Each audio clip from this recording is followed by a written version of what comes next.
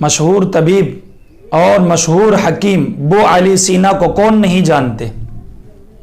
ان کی خدمات اور ان کے کارناموں سے ساری دنیا واقف ہیں۔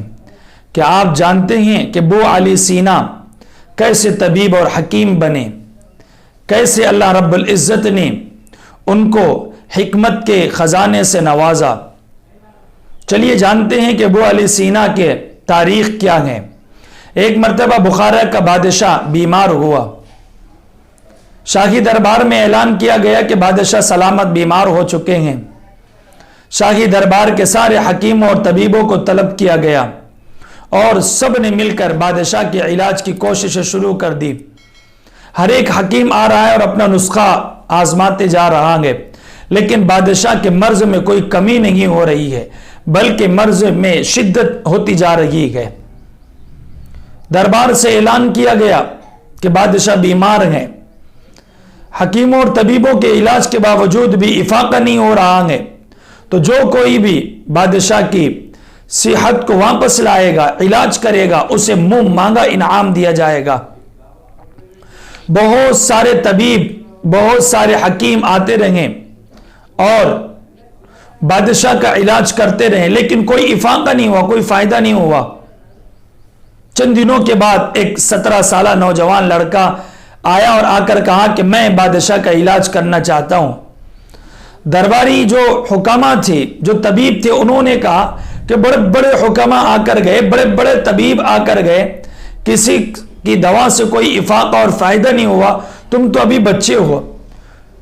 تو اس نوجوان نے کہا کہ مجھے معلوم نہیں، لیکن مجھے اتنی بات کا علم ضرور ہے کہ اللہ رب العزت نے دنیا میں کوئی بھی مرض ایسا نہیں بنایا جس کا علاج نہ ہو۔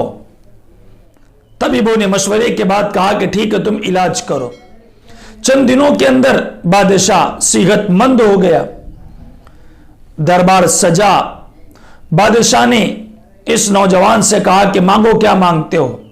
سارے درباری بیٹھے ہوئے ہیں، اب سب کے ذہن میں الگ الگ طرح کے خیالات آ رہے ہیں۔ کوئی سوچ رہا ہے شاید یہ بچہ ہیرے مانگے گا، کوئی سوچ رہا ہے جواہرات مانگے گا، کوئی سوچ رہا ہے بادشاہ سے اپنی بیٹی مانگے گا، کوئی سوچ رہا ہے کہ بادشاہ سے کہے گا کہ مجھے گورنر اور حاکم بنا دیا جائے، کوئی سوچ رہا ہے کہ بادشاہ سے یہ کہے گا کہ مجھے اپنا سب سے بڑا چاہنے والا بنا دیا جائے، یا کسی عہدے پر مجھے رکھ دیا جائے۔ کوئی سوچ رہا ہے کہ شاید یہ لڑکا کہے گا کہ خزانے کا وزیر مجھے بنا دیا جائے۔ یہ باتیں ساروں کے ذہن میں چل ہی رہی تھی کہ بچے نے کہا کہ بادشاہ سلامت، آپ کے پاس کتابوں کی ایک لائبریری ہے اور اس میں بہت ساری کتابیں ہیں، میں چاہتا ہوں کہ اس میں سے مجھے چند کتابیں پڑھنے کے لیے دی جائے تاکہ میں اس کو پڑھوں، اس کو یاد کروں اور اس کو سمجھوں اور اس کو سیکھوں اور اس کا علم حاصل کروں۔ بادشاہ نے کہا ٹھیک ہے۔ حکم کے مطابق اس بچے کو لائبریری میں لے جایا گیا۔ بچے نے اپنے پسند کی چند کتابیں وہاں سے حاصل کی اور پھر دربار سے نکل پڑا۔ اس نے محنت کی۔ آپ جانتے ہیں کہ یہ 17 سال کا نوجوان کون تھا؟ آگے چل کر یہی 17 سال کا نوجوان زمانے کا مشہور حکیم اور طبیب ابو علی سینا بنا ہے، کہ جن کے نسخوں سے اور جن کے طبیات سے کروڑوں مریض شفا یاب ہوئے ہیں، اور آج بھی ان کے کئی نسخے بڑے بڑے حکماء اپنے مریضوں کو دیا کرتے ہیں اور لوگ بفضلہ تعالی صحت مند ہوتے جا رہے ہیں۔